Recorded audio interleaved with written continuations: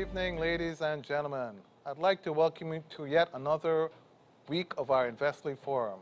We'll be jumping right into the company profile before we formally introduce you to our special guest for this evening, Major Noel Dawes, the Managing Director of Lumber Depot.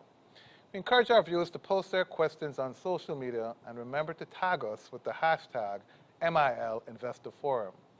If you enjoyed this program, be sure to like, share, and subscribe to our YouTube channel. We'll also be featuring a market segment on the foreign exchange, so be sure to stick around until the end of the program. Lumber Depot is an affiliate of Blue Power Group Limited and a full-service hardware and a building materials outlet. The company offers hardware and construction supplies ranging from lumber to concrete blocks to paint and other related construction products. It has been in operation for over 20 years as a division of the Blue Power Group Limited. During this time, it has established a market-leading position in the communities it directly serves. Lumber Depot was listed on the Jamaica Stock Exchange on the junior market on December 16, 2019, with the full benefits being derived on January 1, 2020. I take this moment to remind you that if you're seeking to expand your portfolio or embark on your very first investment journey, Mayberry Investments can guide you in achieving your financial goals.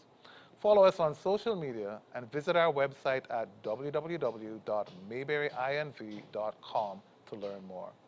Our social media handles should pop up somewhere on the screen. Now let's introduce our special guest for this evening.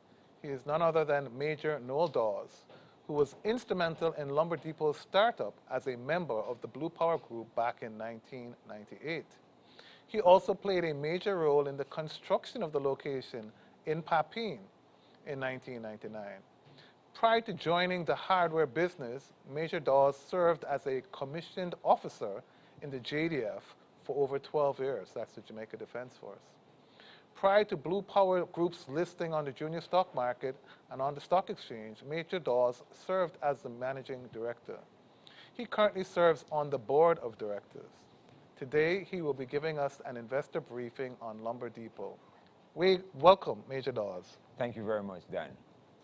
Also online, I'd like to welcome our chairman, Christopher Berry, and our CEO, Gary Peart. Welcome, gentlemen. Good afternoon, Dan. Good afternoon, viewers. Thank you. And we'll jump right into your presentation, Major Dawes. Thanks, Dan, and good evening to all the participants this afternoon. I hope that at the end of this briefing, you'll be informed more in terms of the benefits that Lumber Depot as an organization carries, and that you'll make more informed decisions as you go forward in your investment choice. Let me just start off this evening by saying that, as Dan indicated, that Lumber Depot considers itself to be the market leader within the geographic area in which we serve. And this is a very extensive area. Quickly, I would want to say that the company listed on the stock exchange in December 2019. Prior to that, we were a part of the Blue Power Group, as earlier mentioned, and with effect from the 1st of August 2019, we separated from the Blue Power Group and acquired the assets and liability from the Blue Power Group Limited and started. I would like to just quickly recognize our founding director, Dr. Duru Tanner, who was instrumental in not only bringing one company to list on the junior market of the junior exchange. He brought Blue Power Group Limited in 2010, and he was instrumental in the formation of the Lumber Depot Division Limited when we acquired the assets and liabilities. If I may just jump quickly into the slides, let's look at where we are now and give a quick overview. I would like to just indicate that for the viewers and listeners, a quick synopsis of how we ended the previous year. We ended the year with revenues of 900, and this is a 9-month period because for the first quarter of the last financial year, we were still listed under the Blue Power Group division, and we have not indicated or make mention of these figures this afternoon. So for that financial year, we ended with revenues of 921 million. We ended with total assets totaling 374 million. Shareholders' equity at the time stood at 192 million. Earnings per share was 3 cents, and the listed closing price was $1.13. Our financial year runs for the period the 1st of May to the 30th of April, the following period. So we have 4 quarters, and they are April, July, October, and January. The pandemic affected the entire island, and we had a very, I would say, a very poor performance in the last quarter of the previous financial year, albeit that we still made a profit. But by our standards, I would call it somewhat poor. Notwithstanding that and the impact of COVID-19, the lumber depot started to show signs of recovery.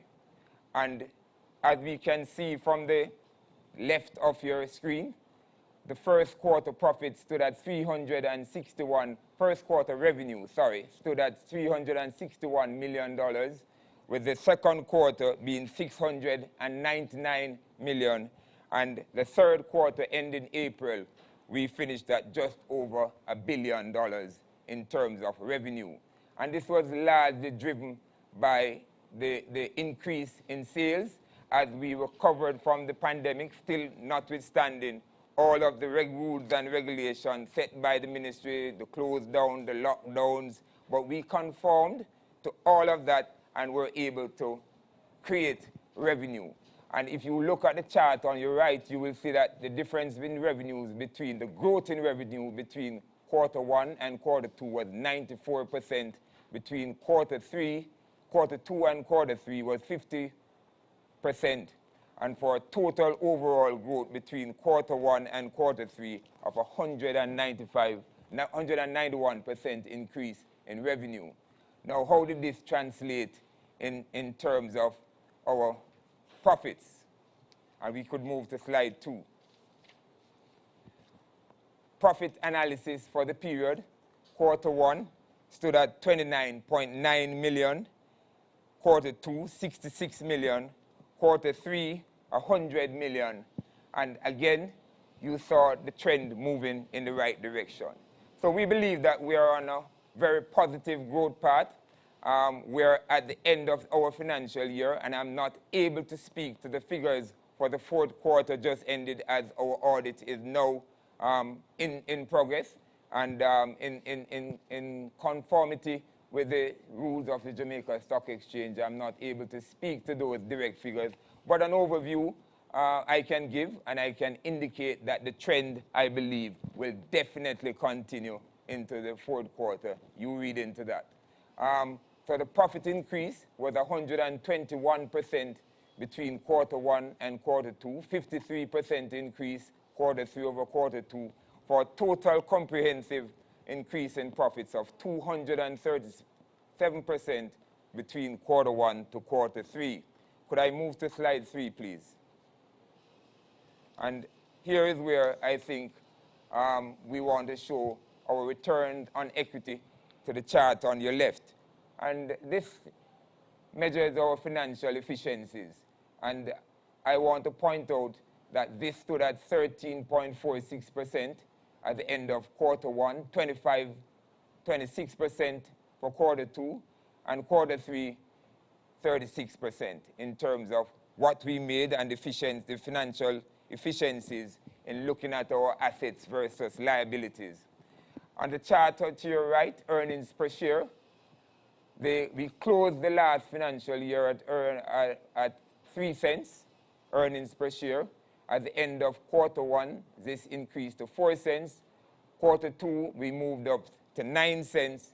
And at the end of the third quarter, end of January of this year, we ended at 14 cents.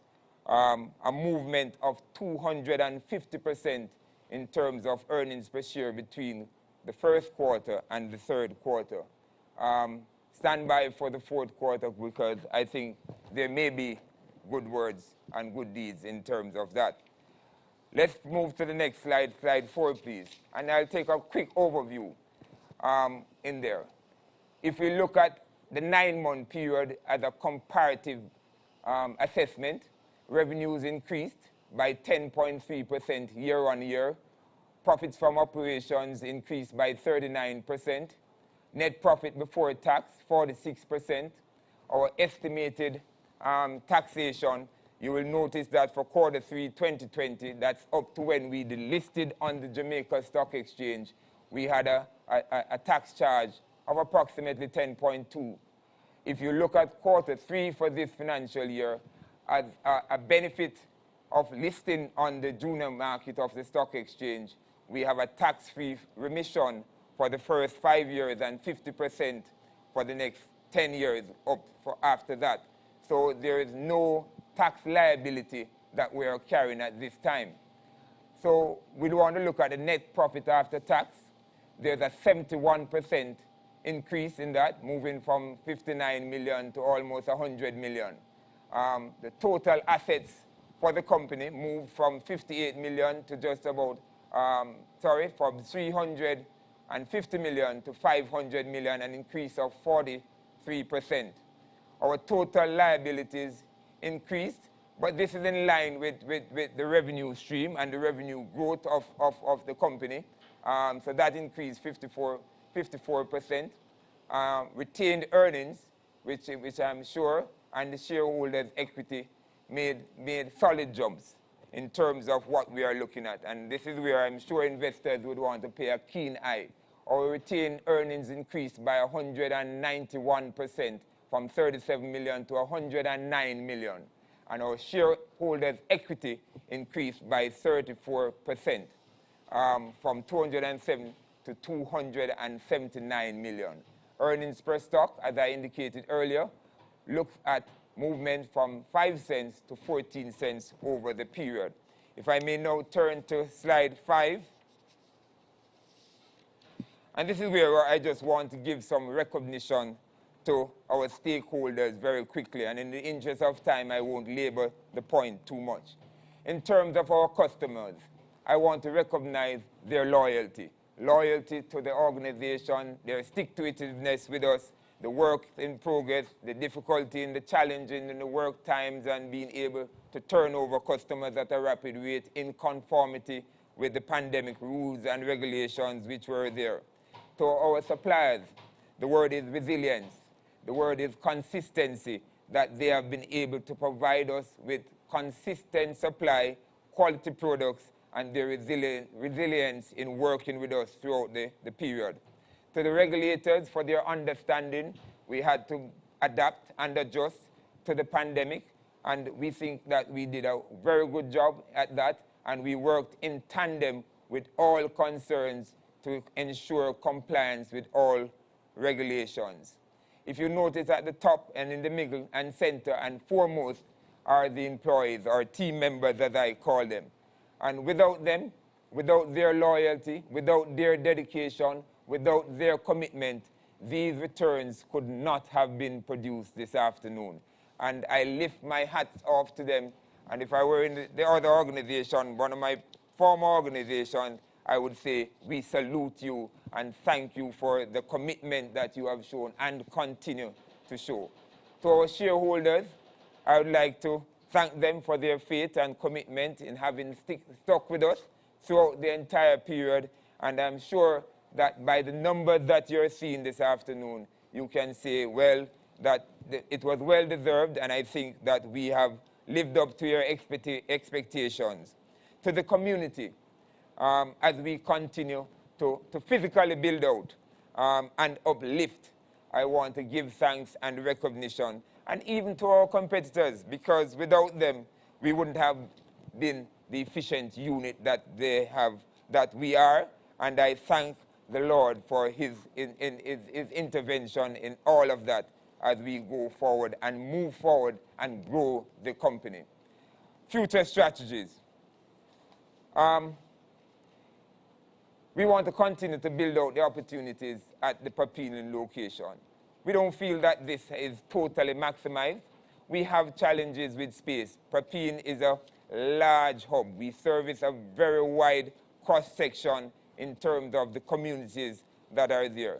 And it is a gateway to Upper St. Andrew, which, if I were to tell you, it's almost like another corporate area, Kingston. The communities there are very large and extensive. And we want to continue to build out. We want to make adjustments as we go along with the pandemic. But I think we are moving out of that phase, and we want to look ahead in terms of what there is. We have seen an increase in digital transformation. And one of the things that we are encouraging our long-standing customers to do, and we have noticed a significant increase in that, is more customers going this route, getting quotations online, paying through using bank services, direct services to pay us, and don't even have to come into the physical facility. And more customers are utilizing this as far as possible. There are exceptions that we recognize, for example, the artisans such as the cabinet makers who want to come in and pick their stuff for quality purposes in terms of what it is. Looking forward in terms of our future strategies, we have a very healthy balance sheet. I think that we have accrued this, and we're looking at the commercial opportunities that are now available to us. And this could be in the form of a new startup operation. It could be through merger, acquisition, or a combination of both. And one thing I can say is that our new chairman, Mr. Jeffrey Hall, is quite bullish on this, and we are intent on growing shareholders' value, and we want to make the maximum use of this, led by our able board. As far as the community outreach is concerned, I couldn't end without mentioning this point, is that there are three main core areas that we look at. And this is paving the way for our children, because they are the future. And the future is in the growth and development that is taking place around us. We want to look at supporting the elderly, because they were the ones who carried us. And even though they have moved up in age, it doesn't mean that their mental capacity and challenges are beyond them. And we tend to steer towards these people, ensuring their protection within the communities that we serve. And last but not least, in terms of community outreach, is protection of the green space. This is such an important thing for us in terms of the development in and around Kingston and St. Andrew. And the two that comes foremost to mind are the Nature's Preservation Foundation, as we know it, Hope Gardens, and we assisted and have assisted them greatly, and also the restoration works that have been carried out in terms of the Hope Zoo. And we feel that this is the green space is there for everybody to enjoy within the local area, within Kingston and its environment, and people travel there, and we believe that this is a very important part in development. Finally, I want to look at the 9-month share trend price, and this is something that I'm sure that Dan will take up a lot more. Absolutely. In terms of what is there. But I'd just like to quickly look at the 9-month trend. We started the financial year in May 2020 at $1.09, and we closed the third quarter at $1.91, a 75% increase over the 9-month period. If we were to look at a year-to-date figure in terms of the movement in terms of the share price, it is up now, closed today at $2.77 for a total movement from the 1st of May of approximately 154% return. Not many places, I think, would be able to give you that sort of return in a 9-month period. I remember I alluded to the fact that the fourth quarter figures are not in, but the trend in terms of which we can see and have seen in terms of that points in a very positive way. I thank you, Dan, for giving me the opportunity to give a quick overview of the organization, Lumber Depot. And we want to continue to grow shareholders' value, to say that we are a part, and to help in the full development of Jamaica as we progress and move along. Thank you. Thank you, Major. Really appreciate that. We're definitely going to give our view of it as a financial analyst. I'd like to jump into that, but before I do that, I would certainly like to also give my respect and regards to Dr. Tanner, who I've worked with over the years. He's a great visionary. As you said before, he's helped list 2 companies on the junior market, both through Mayberry, of course. So thanks, Dr. Tanner. Also, big up to Jeff Hall, who we had a few weeks ago. Jeff is your chairman, and obviously sits as a chair and CEO and director on many boards. Brilliant guy, Jeff. Always a pleasure working with you, and to other members of your team, Lisa, who I enjoy working with as well too. Big up to Lisa and the crew, and to some of your major shareholders. You mentioned the connection to Hope Zoo, and so I also want to give a big up to Kenny. I know Kenny is a big shareholder, Kenny Benjamin. Hey, Kenny. Again, great working with you guys. Now, moving on, it's hard to think of a hardware store as being something sexy, but I have to tell you, as Major said, this thing has increased by over 150%, in the last 15 months, and I'm here to tell you it still has more to go, right? So closed at 274. That's a PE of 22 times. It has a trailing EPS of 12 cents. But moving to the next slide, remember the 9-month period alone, they had a 14 cents EPS. It's because they had a bad fourth quarter. As he mentioned, it wasn't the best. They had some write-offs, $23 million, and one-off impairments. If you take that 14 cents EPS for 9 months and annualize it, you're going to get 18.5 cents. And if you take 18.5 cents and assume we can maintain a 20 to 22 times PE ratio, you're going to see that this stock price is going to be at $3.70 to $4 in short order. So this is my prediction. Those results are going to come out. I haven't seen them, but the trend is clear. Those results are going to come out. That EPS is going to jump to 18.5 cents, and this stock's going to move between $3.70 and $4. I don't have to spend a lot of time speaking to the other numbers. Major spoke to them before. It's a great business. $1 billion sales in 9 months. That's $1.4 billion of sales annually, showing themselves to be COVID resilient. Next slide. Look at the trend.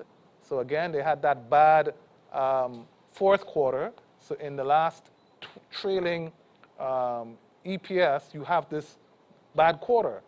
That's going to be replaced with a quarter where they're going to do, I'm going to predict a $30 million profit thereabouts, and that's what's going to drive that EPS to 18.5 cents, and eventually put that stock price to between $3.70 and $4. You heard it here first. Major, you need not comment. We're waiting on the audited. We're waiting on the audited financial statements. So into the questions. We have a few questions for you, Major, and eventually I'll bring in my chairman and my CEO. Folks, when this thing goes to $4, I'm going to tell you I told you so. First question, Major, what is Lumber Depot's competitive position within the construction and hardware industry? Thank you very much for that question, Dan. One of the things I want to point out is that we are, in my estimation, the market leaders within the geographic areas that we serve. And that is very important because the large areas in terms of where you look at, there's a broad spectrum of communities that we serve. And just quickly, you're talking about Beverly Hills, you're talking about Karachi, you're talking about the hills of St. Angie, you're talking about Hope Pastures, you're talking about Paddington. And the influence and the level of influence that we have in this area is we are known as the market leader. Right. I must point out that we, as the name suggests, Lumber Depot, we carry over 70 different types of lumber and sizes of lumber, which is a very wide range in terms of what is there. We sell cement, we carry steel, we carry the hardcore construction items, we carry electricals, we carry plumbing, we carry equipment for farmers, we carry whackers, machetes, that type of thing. We carry bicycles, we carry home improvement items as well. We carry paints. We carry a wide variety to meet the demands of our customers. We carry paving stones in terms of what you can utilize. We carry chemicals, limited chemicals for the farmers in the hills of St. Andrew. And so what we have done is to grow the business in such a way that it meets the requirements of the communities in which we serve. And they are diverse. So we believe that we are the market leader within these areas. And also, don't rule us out in terms of the areas that we serve. It's not just that geographic community. We have done projects as far as St. Anne. We have done projects in central Mandeville. And these items don't necessarily come into our yard. So for the customers and the small contractors, a lot of whom we work with them. And once they have established that relationship, we can have products and items delivered straight to your door without you even having to come into the store. So that is a competitive advantage, I think, and we're going to continue to grow that out, as I mentioned earlier. Excellent, excellent. I'm going to put the first question out to Gary. Gary Parrott, our CEO. I'm sure you must have a question for Lumber Depot, for Major. Always, Dan. Thank you, Dan. I'm Major. Always great to see you and hear from you.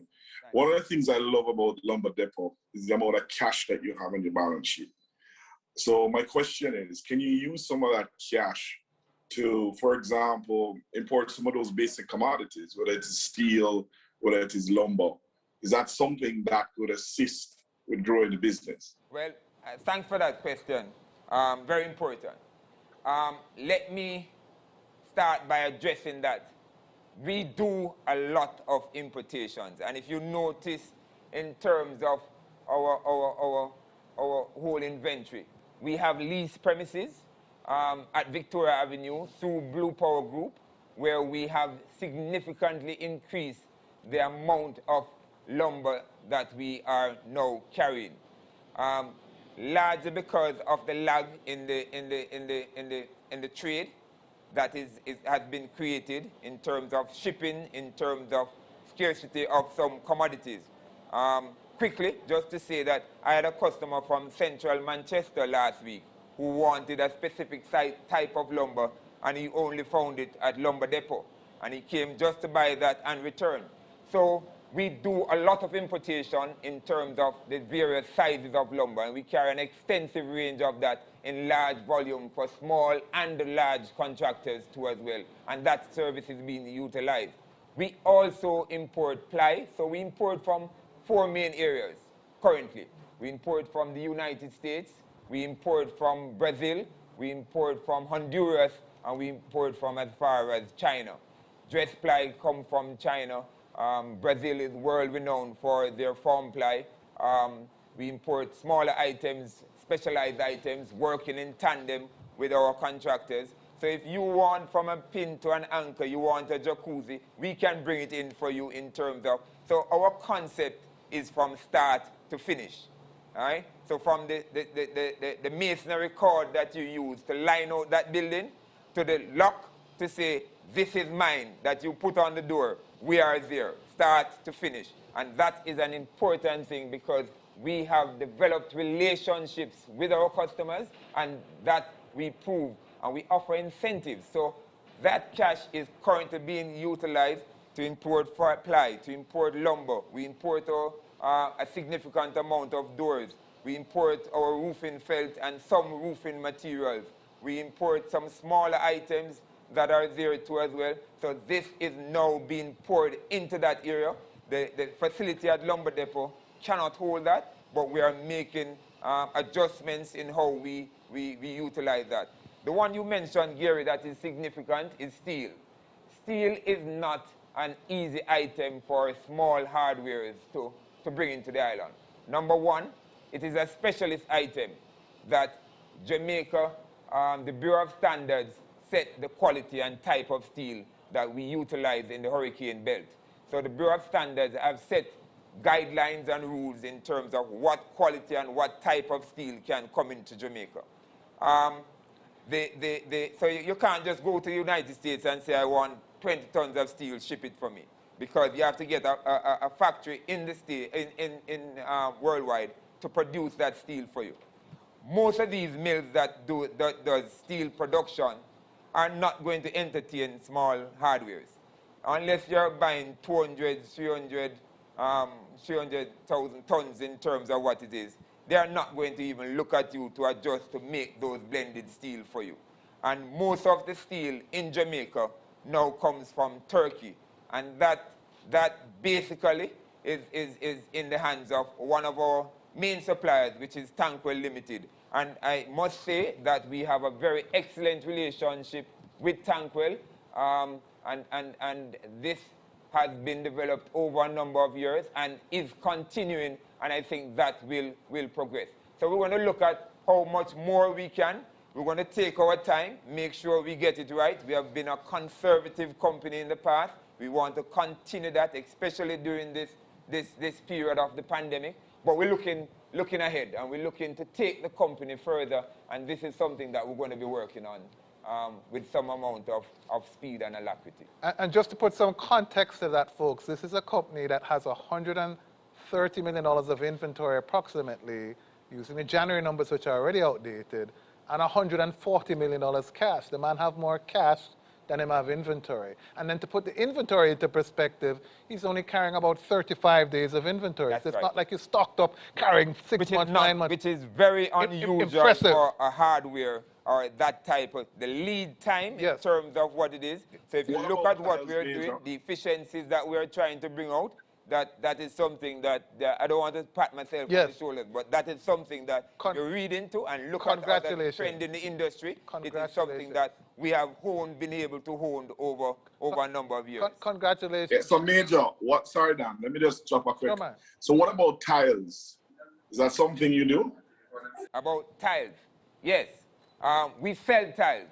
We don't actually import tiles. Economies of scale, Gary, is a very important thing. And if you're not going to get to import a container of tiles, we wouldn't be able to compete, putting it quite candidly.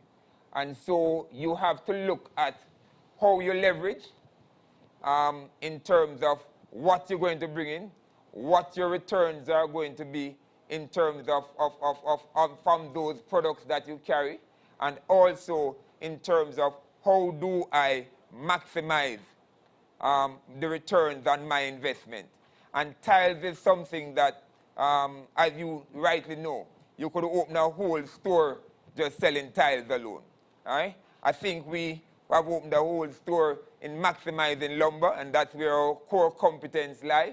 And we want to look at the other complementary items that go with that, and then we build out. So there are some other things. I don't rule out the fact that we may import tiles down the road as we grow and expand, but a container of tiles to be imported now, we're not going to be maximizing the returns, and we'd rather use that money to do something more efficient in terms of what is there. Yes, and don't forget, Major, you don't have to comment now. You can pay some dividends to the shareholders. So again, Mayberry, just to declare interest, is a top 10 shareholder, of course, of lumber, as we are top 10 of many companies. The portfolio is big.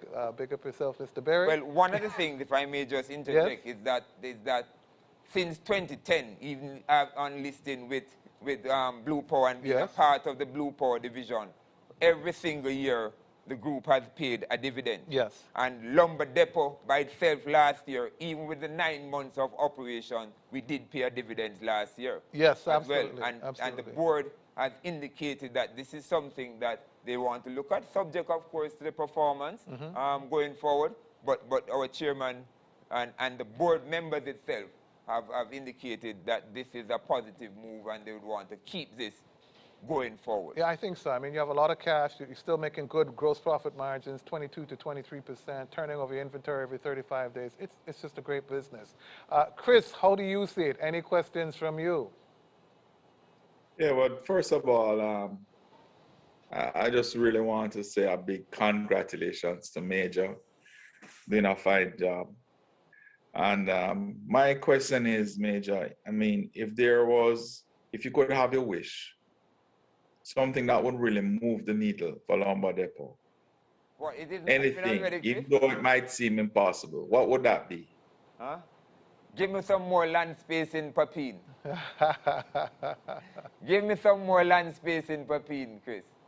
But So you know, I must create the land, or we can buy the land. well, you know, land is a premium in Papine, Chris.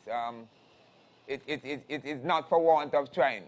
As you know, Papine services so many areas in terms of that hub, that Elliston Flat, that Maryland, that Constitution Hill, that's Hollywell, that Mavis Bank, that those areas are just so wide that we want to consolidate. And that's, you know, Chris, I look at it this way.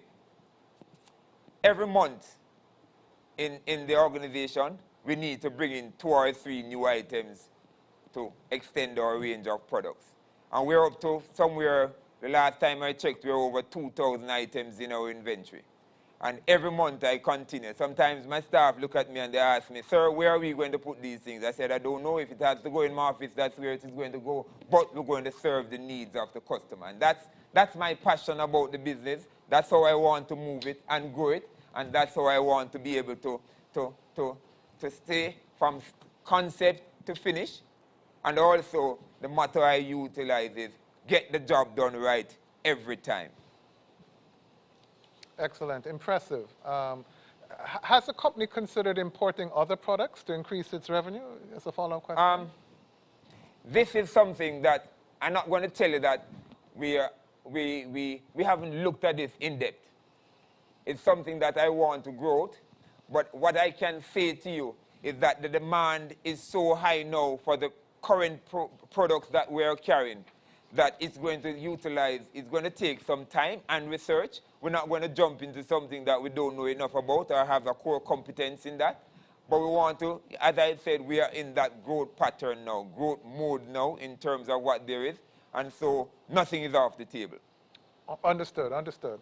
Also, will the company look at partnering with commercial and residential developers to increase revenue or market share? We want to do that, but let me be quite candid. Our being conservative, what we have found, and I'm going to be very straightforward, is that larger developers want 90 and 120-day credit and want to carry it. We are not into that, not just yet. What we like to do is to do business. You come in, you negotiate with that, we will give you the best possible price, but we love cash, and the results are seen by that.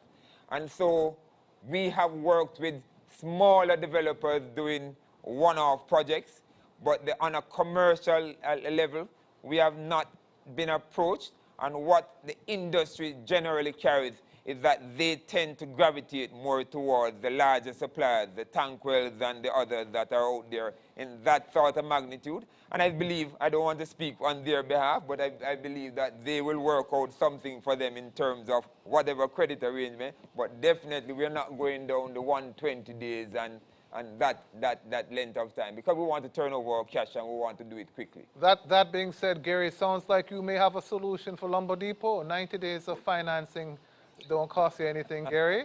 What you say, Gary? I agree.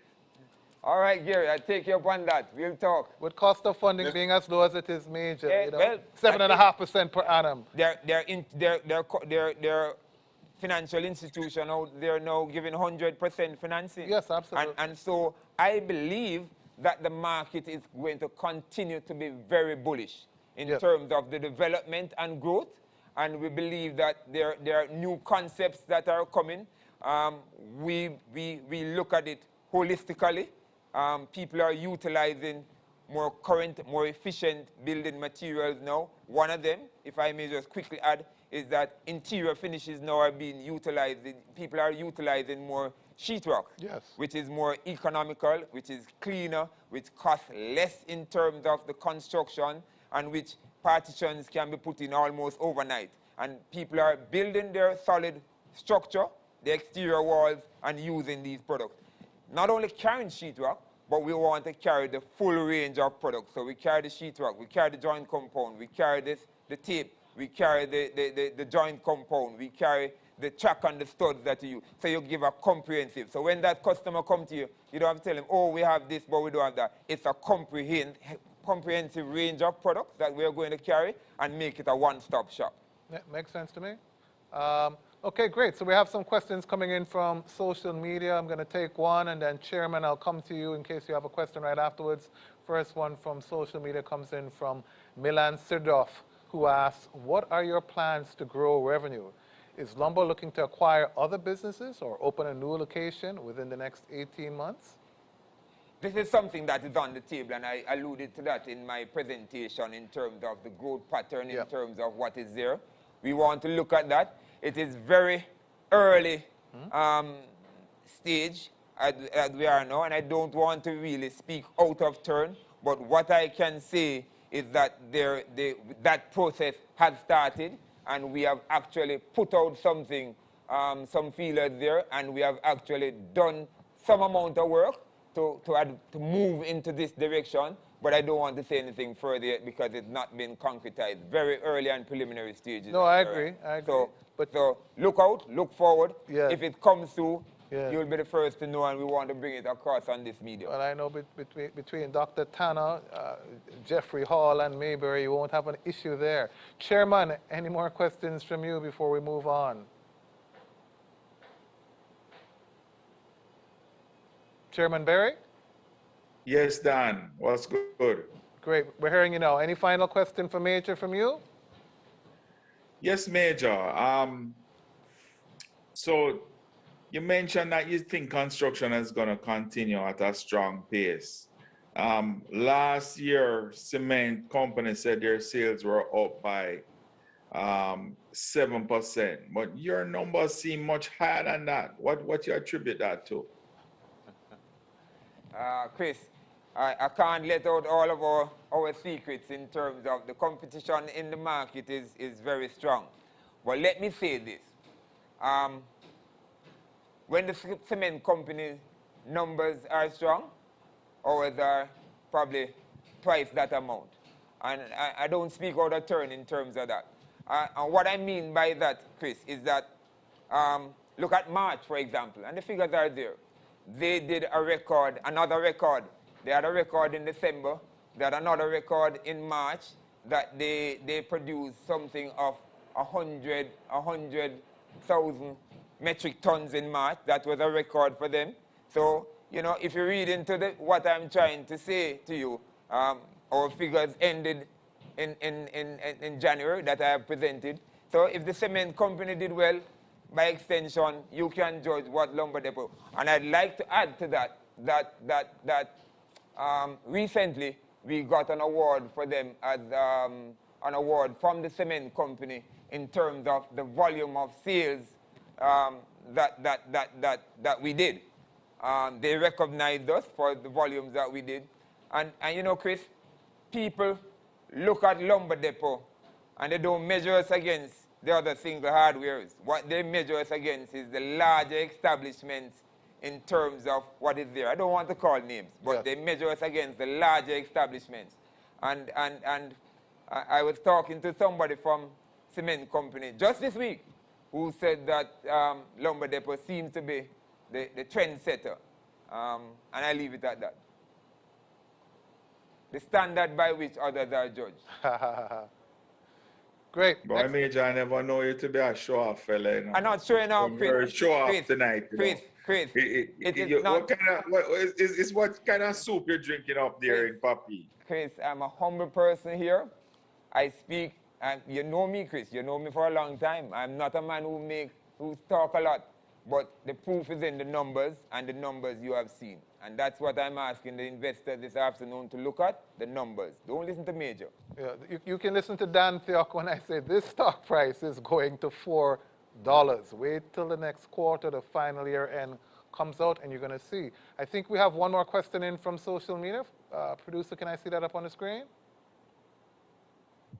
Christopher Johns asks, Lumber Depot has been doing very well since splitting from Blue Power. What, in your opinion, has been the single major strategic move that has been responsible for these high profits? Thanks, Christopher, for the question. I think it's a very good question.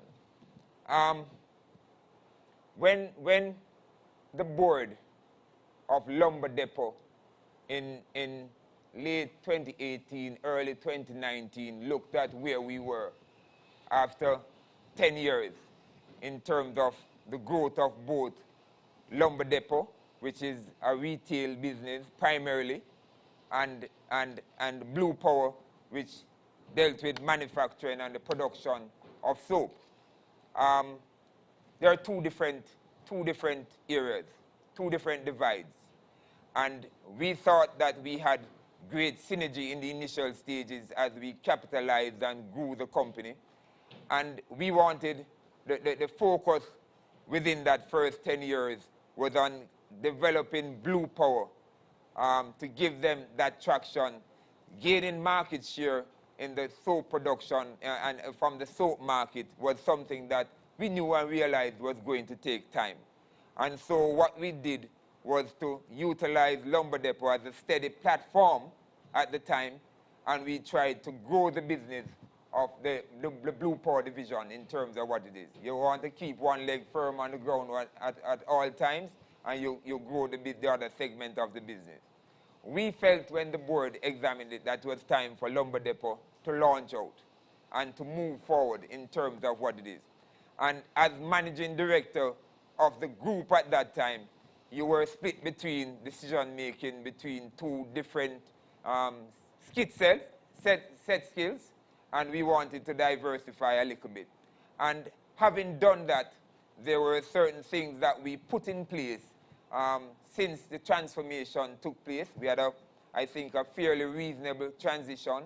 We did some things in reorganizing the structure that we had, and we are now a lot more focused in terms of what it is. So I've left the Blue Power side of it to the general manager who took over from me, the financial controller, Mrs. Kong Lee, who has taken over from me.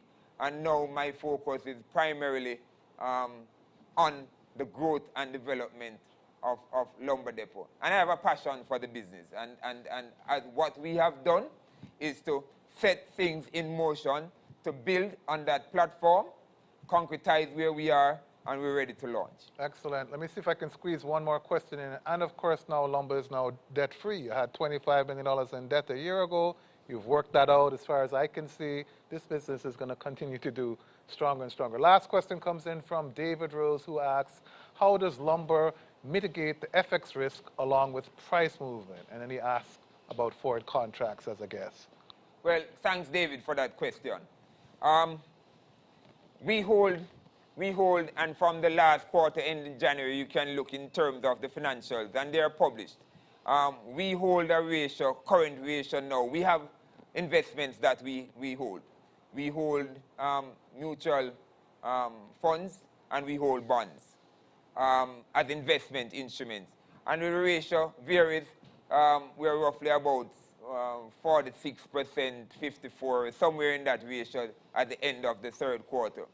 So one of the things that we looked at since the start of the pandemic, David, was the credit risk, or financial risk, and we looked at the credit risk that was there. We looked at how could we mitigate, for example, the estimated credit loss that could have been incurred. And we tried to hold cash in terms of that. We were forward thinking in terms of our purchases, our strategic purchases that we did, and we tried to stay one step ahead of what the market was demanded. So it's a matter of balancing where you are, looking what you have. We have to purchase, as we said, the importation that we do is paid for in US dollars. So we watch and gauge the market in terms of where we are at. And if you look at the fourth quarter, you will see that there is indications that things, we have done some adjustments, further adjustments in there. So it's looking ahead with the market. I have a very dynamic financial controller and chief accountant who twist my arm and tell me what I need to be doing, and we work in tandem. There is Jeffrey that we rely on too as well, other members of the board. So we look at that, we gauge what is there, and we try to maximize our returns. Quickly to say, it's not just growing the revenue. If you look at our figures, you will see that we have also been able to grow our gross profit margin. Yes. And if you can do that in a time of pandemic, so we have looked at all the internal factors that we have, see how we can bring down all our non-essential costs, see how we can streamline and reduce administrative costs. We have been able to hold that up to the last quarter to within 2%, just under 2% year on year. And, you know, control expenditure, control spending, maximize the returns of what you have there. Every facet of the business we look at in terms of trying to do that. Thanks for that, Major. Again, David, the man have more cash than inventory, and he turns his inventory over in 35 days. I am not going to say anything further. Let me congratulate our winners from Instagram for today's giveaway, which is courtesy of Lumber Depot. They are Matthew Press, at JC Knight 40, and at Ricardo Morrison. Moving it along, let's go to our next segment. Yes, Gary. Sorry, just before you finish, one quick question.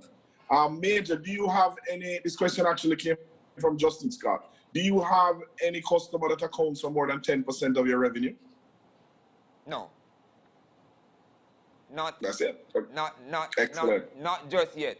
Because you'll find that as projects rotate, then you'll find that, and as projects reach certain stages of development, new ones come on in terms of what it is, but no, not at any one time.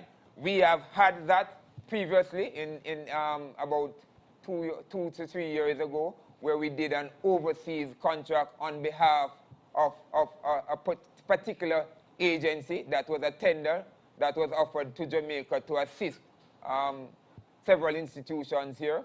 And that project was very rewarding for us, and during that period. So unless we get another big project like that, but currently there are so many projects running now that we are a part of, that no, it doesn't. Thanks, Major. Appreciate that. Thanks, Gary. That's a good question. Okay, moving on to our market segment next.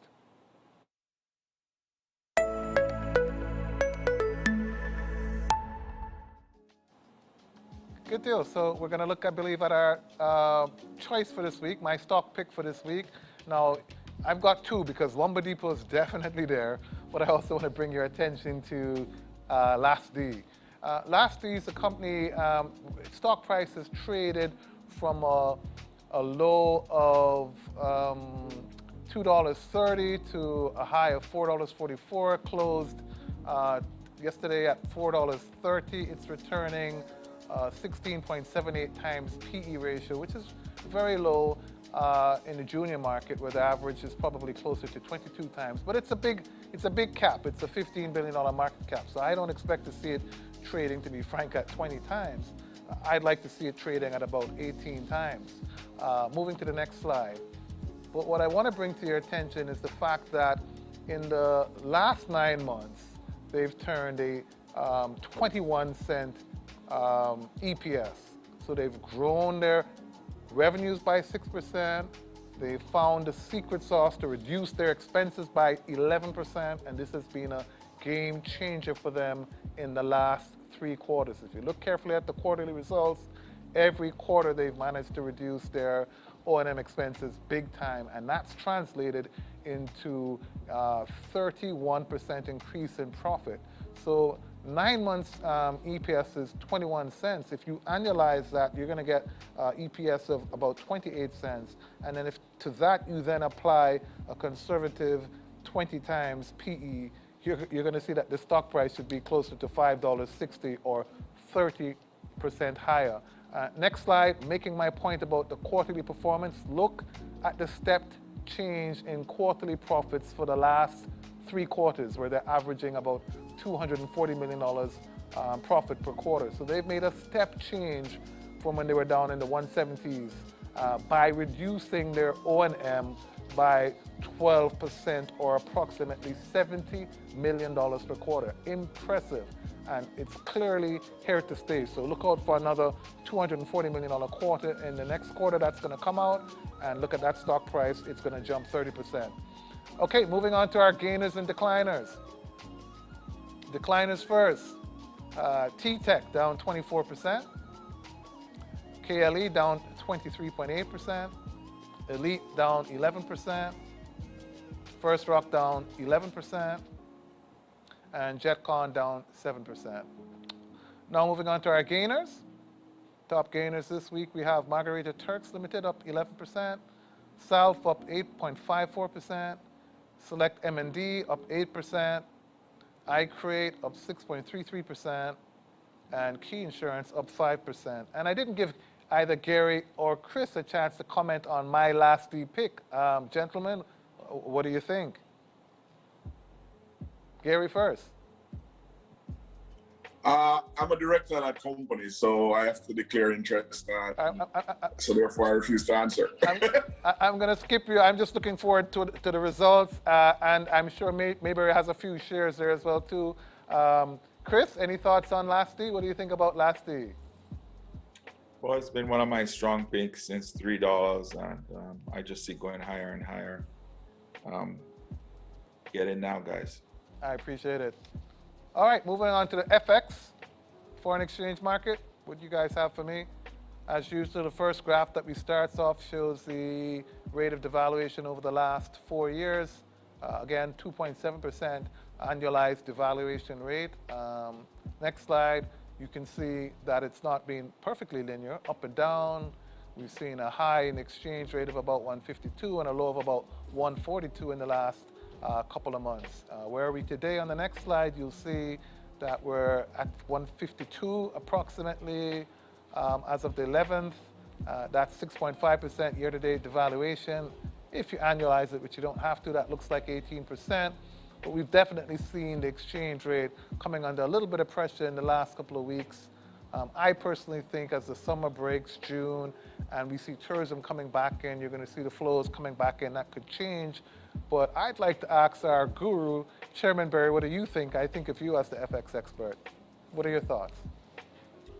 Well, I like the dollar here. I think it definitely, JMD definitely appreciates some more. I would say to people, plan your year early, because this year could break the trend. We could have a much bigger devaluation this year. Oil prices look very scary to me. It may not materialize, but $100 oil could be a reality, and that could just really cause a big problem for Jamaica. Thanks, Chairman. Good point to note. And Major Dawes, last question for you. I've heard that lumber prices have been on the increase internationally. How has that been looking as far as you can see? Well, you know, in tandem with what Chris has indicated, if you look at in the States, most of our lumber comes out of the United States. Southern yellow pine is what we produce and utilize here in Jamaica. And we have seen a significant increase in lumber prices. The construction in the States is so red hot now that the producers over there can't fill the capacities, and there are a lot of plants that have been shut down that are not back in operation just yet. One of the things that I've indicated to you is our lead time, and we have been working from Blue Power days with two particular suppliers, and they have remained loyal to us. Excellent. And they are one of the ones that I would like to just recognize for their commitment and devotion to us in particular, because we import directly for them. And we carried that synergy from Blue Power days with us. So we have been fortunate, but yes, there have been rounds of increases that the market have been exposed to. And I think that the summer is going to continue to be very hot in the United States. Honduras is another place where we import from. They haven't gotten back on their feet since the pandemic as well. Yep. But we hope that will come back on stream. So I think going into for the summer, going into the fall, we are going to continue to see prices increasing. I was just looking today and just noticed that the price of steel went up by $100 today per ton. Yeah. And that's significant. Yep. And that will have a ripple effect along the chain. Yep, I see construction prices going up late in the year because steel and lumber and transportation and commodity prices generally have been increasing. Right. Well, folks, that brings us to the end of another program. To our viewers, thank you all for being a part of our weekly Investor Forum. I'd also like to thank our very special guest, Major Dawes, for participating in today's briefing. Thank you, Major. Thank you. We certainly look forward to having yet another insightful discussion in the upcoming week, where we'll be featuring none other than Christopher Lever, Group President and Chief Executive Officer of the iconic Jamaican company Jamaica Broilers, whom we had last year. So be sure to look out for it for that program. Be sure to follow us on social media and stay up to date with our live streams. Don't forget to subscribe to our YouTube channel, Mayberry Investments Limited. Thanks to all our viewers for tuning in today. Thanks, Chris. Thanks, Gary, for participating. Folks, keep safe, and remember, wise investors, slow and steady wins the race. Goodbye.